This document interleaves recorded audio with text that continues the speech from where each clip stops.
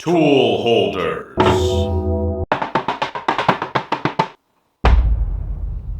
There's never enough. Well, actually, that's probably plenty for any normal person. But I'm not a person. I'm not normal. As a totally normal human being from the planet Earth, 16.5 toolholder would be more than sufficient if not for one crucially normal oversight. Form tooling. The problem with form tools is that in general, it generally isn't general purpose. So consuming an entire quick change tool hold with a form tool that only gets used once every blue moon serves as nothing but fuel for my financially crippling tool holder addiction. Not anymore. Thanks to my entirely novel, completely original invention solution.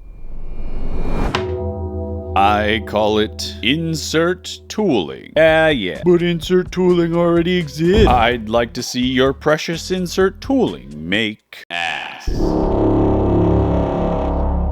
Gaze upon my glorious golden ass and weep for your precious, now entirely obsolete, carbide insert tool. This is the future of turned ass. Oh, but there isn't any discipline of machining specifically concerning asses in the past for there to be a future? Imagine it. A world filled with perfectly repeatable, golden sheen, metallic asses.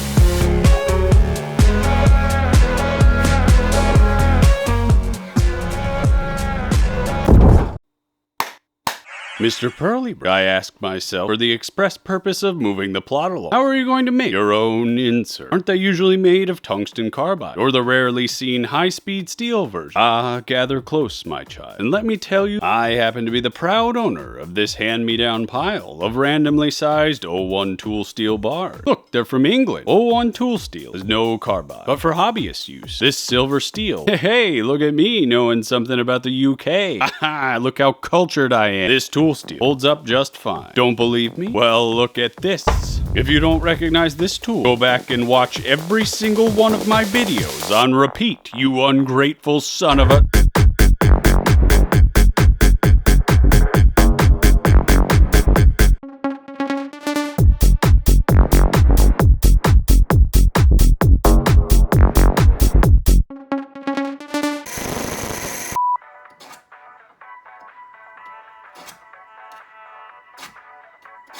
I made this from this very same tool steel quite a few months back. It's held up just fine, even when machining some questionably machinable steel. The true benefit of tool steel is that it's easy to heat treat, and likewise easy to anneal, meaning that for any totally normal human being who sleeps 4 feet to the right of their machine, who doesn't have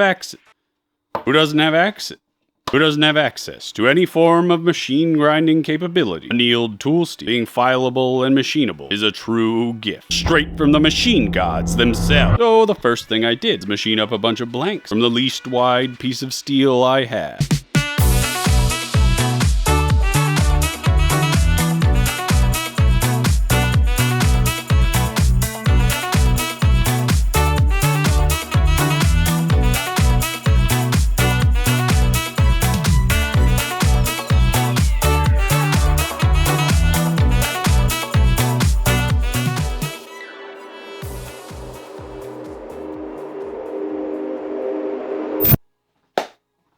Tools with no tool holder do not an insert tooling tool make. So I put on my big boy machinist pull-up and researched how existing insert tooling actually works. And as is tradition, I didn't find anything. Well, to be fair, I also lied about the whole doing research part.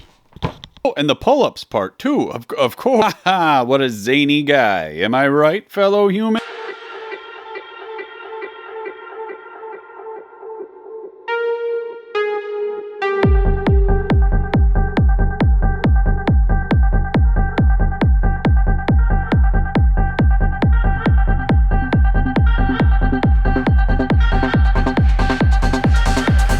This tool holder has all the usual accompaniment. Front relief, side relief, back relief, relief from indigestion, a one-sided pocket, and a little peg for those roll-swapping adventures. The tool bits register around this peg, using their precisely reamed center mounting hole.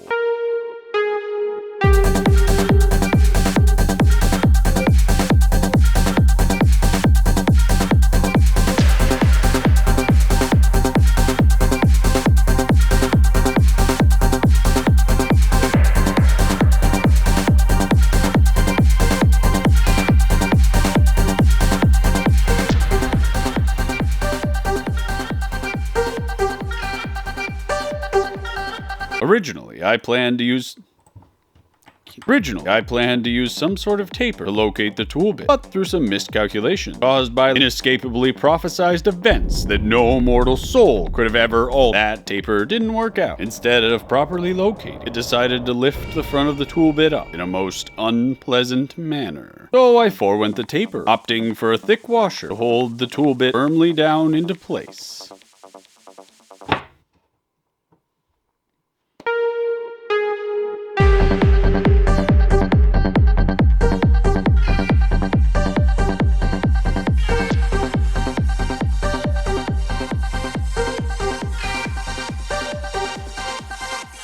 Pay attention. Sorry to scare you, but this is my favorite part. The part where I get to show off my exceptionally large knob.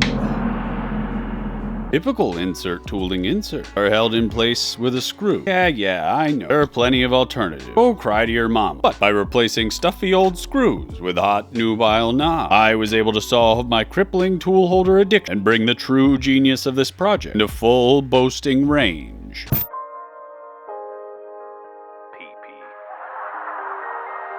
Using a knob allows for quick toolless tool changing of the tool bit held in this tool holder by the tool in front of the camera. Hey, that's not very nice. So for projects requiring a complex series of forms, mainly aesthetic features in my case, instead of swapping out the quick change tool holder, instead of swapping out the quick change tool holder, I can simply swap out the tool bit, with the tool holder never leaving the tool holder, locked in the quick change tool holding tool holder tool post, allowing for an infinite combination of shapes and forms in the blink of a knob.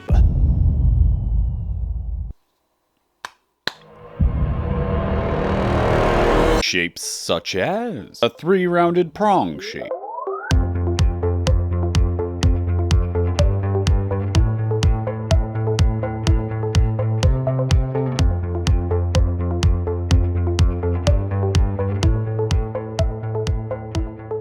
this U-shaped monstrosity, which unfortunately suffered an injury in the form of one of its cute little ears getting horribly mangled. I'd blame myself, but unfortunately for you, I am above suspicion on this channel, so it must be your fault. I had some trouble with this one at first. The cutting surface was formed by hand, and I must have been rolling the file slightly. The result was the relief angle cosplaying as a cutting edge about a quarter of the way down the face. Once I corrected that little issue, it cut like a dream. But in pulling the cutter out of the work, so I could reposition the camera for all you fine folks at home, this formerly adorable little ear snapped clean off. Aha! I told you it was your fault. How the turntables have turned.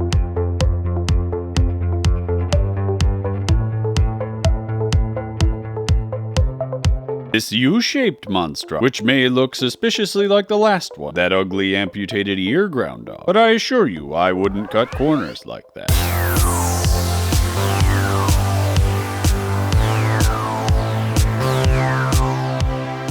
Which brings us to the most important shape of them all.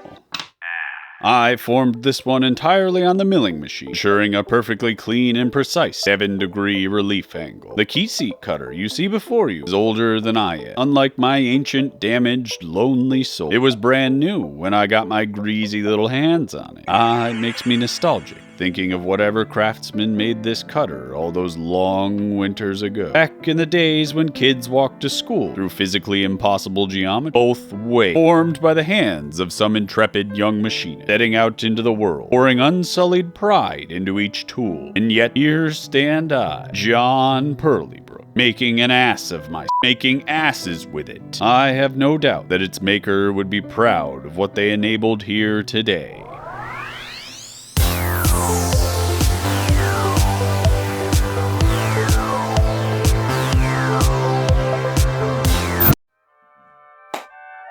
Well, I hope this video made more sense than my usual nonsense, but I'll settle for not any worse than usual, because this thing actually works better than I ever hoped it would. How's that for an original Pearlybrook concept, eh? Sure, it has a few problems, mainly rigidity, but who amongst us hasn't had their own share of rigidity problem? The back of a sleet gray Cadillac, in that dark rear corner, rest stop 12 of I-90.